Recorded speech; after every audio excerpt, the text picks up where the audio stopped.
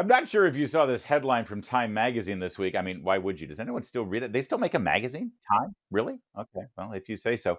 Let's take a look at this headline because it's a little disconcerting. Pentagon says multi-billion-dollar accounting mistake means more arms funding for Ukraine. Wow. There's about three or four things wrong with that. Whenever I'm confused about stuff going on at the Pentagon, I like to talk to Jim Hanson. He, of course, a former Special Forces dude, president of Security Studies, and, by the way, the co-host, along with our pal Kurt Schlichter, of the Warlords podcast. East Coast Warlord, Jim Hanson, thanks for joining us. Good to be with you, Larry. Where do we start? Okay, how about multi-billion-dollar accounting error? That should raise Yeah, some red flags right there. I'm looking around. I don't have it. I wish, as a warlord, that they had managed to screw up and give me $3 billion extra, but they haven't.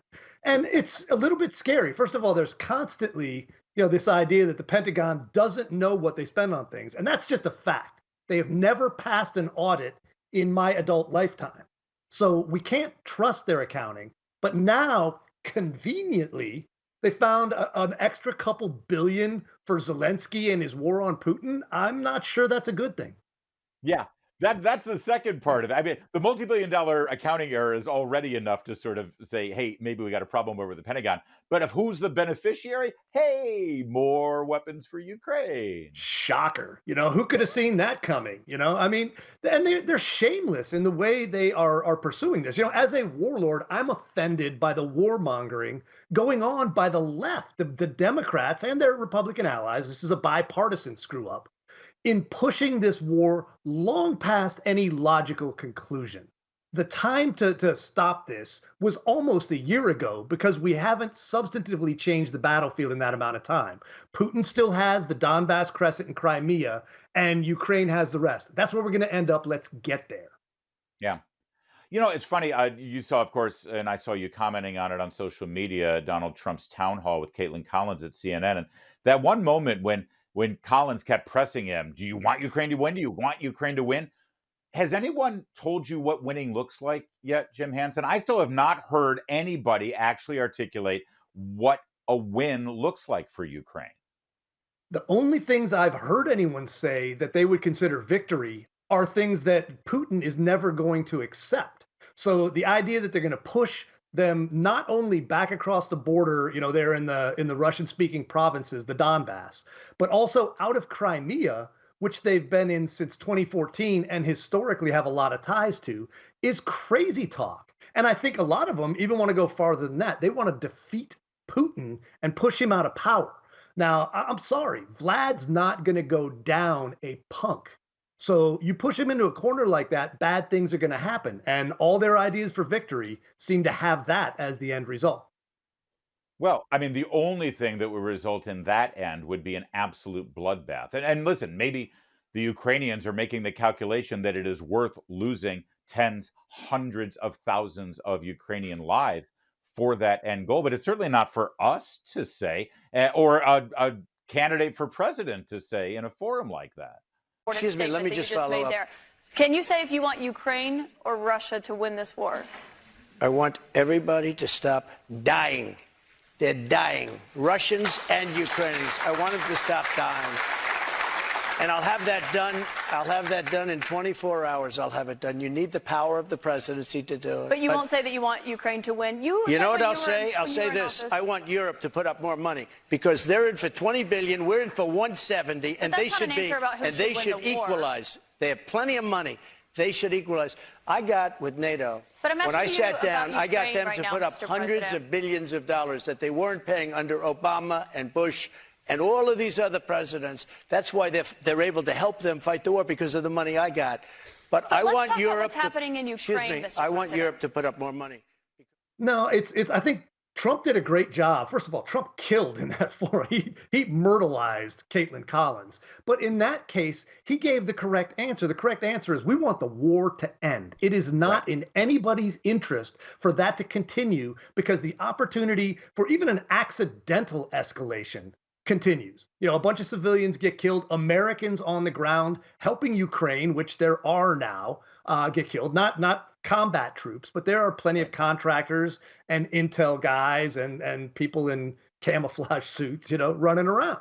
We don't need anything bad to happen. So the correct answer from anybody should be, let's get this to a suitable conclusion. That may not be what Ukraine wants, Russia wants, or the left wants, but it's what the world needs. Do you know guys over there? Do you know guys, some of your brothers you used to fight with back in semi-authorized wars here under the U.S. flag? Do you know some guys that are over there? I know people who are retired special operators who are over there now, and Yeah, I understand it. I mean, it's an opportunity. Russia is our enemy. Okay, it's not like I have any illusions that we should be helping Putin or that I want a good solution for Putin. Putin absolutely. is our enemy. But what I want is an end to this war that doesn't put Putin in a place where the only way he sees a way to secure his place in Russian history, and he sees himself as a Russian big man, Vlad the Vicious, is to do something crazy. Let's not make that happen. It doesn't help that Zelensky seems to really enjoy the publicity, really enjoy the limelight, and really enjoy the cash flow. He's now in Japan, visiting in person during the G7 summit, which is kind of hilarious because I'm pretty sure Ukraine isn't even part of the G40, let alone the G7. But he's there for one reason and one reason only, to get camera time and to guilt these countries into giving him more money. He's hit up the Saudis too. He is hitting all the places where he and his oligarch buddies can cash in. I mean, come on, man. Yachts aren't expensive enough, but it's the maintenance that'll kill you. So he's got to fill those coffers for his buddies, or their boats won't float where he wants them to. I don't trust Zelensky. All right. He's done some great things for Ukraine. And in the end, they probably would have gotten rolled up absent him. But it's time for him to get out of the spotlight and everybody to quit treating him like he's a celebrity when his real job is governing a country. By the way, Jim Hanson, he also met with the Pope last week. Notably, he did not wear his little army suit with the Pope. He did have a suit and tie on. But is there any chance the Swiss Army Guard are going to be sent over there to the front lines to help in the fight?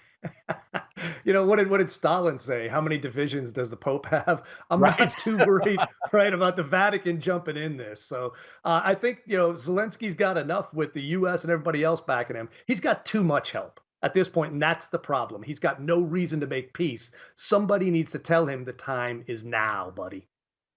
Yeah. By the way, I want to go back to something you said there, because as we're defining what victory looks like for Ukraine, you mentioned, the couple of things that Putin's never going to do. And one of them is relinquish the Crimean Peninsula. And I want to make sure everybody understands what you said, because you said they took that in 2014. Who was president in 2014? Who was vice president in 2014, Jim? I'm going to go with Barack Obama and Joe Biden. And one Right. of the many things that happened during Obama's presidency was people rolling up. The Russians rolled into Georgia and other places as well. So what we've got is a situation where they don't respect Obama, Biden. But what happened when Trump was president? Was anybody rolling tanks when Donald Trump was president? I don't think so. Right. Final point here, Jim. Looking next week in the presidential sweepstakes, looks like Senator Tim Scott and Governor Ron DeSantis are going to be announcing their candidacy. You're like me. We want the best person who can win and stop the hemorrhaging, right? If that ends up being DeSantis, if it ends up being Trump, if it ends up being Asa Hutchinson, I don't care, right? But I what do you will think vote about for the anybody. conversation with regard to national security right now on the Republican side of the equation? Because it doesn't seem like they're focusing on it quite enough. No, and the world's falling apart in the meantime. I mean, the problem is things are falling apart here as fast as they are overseas. So as the horrible things happen overseas, if people are hungry and they can't, buy gas and they don't have a job security or anything else, they're more focused on that, or their kids are being groomed in kindergarten. Those things affect people at the kitchen table. The problem is when you look at what's happening around the world, that's going to come back and bite us if we ignore it. So Republicans need to pay attention to the problems in the world.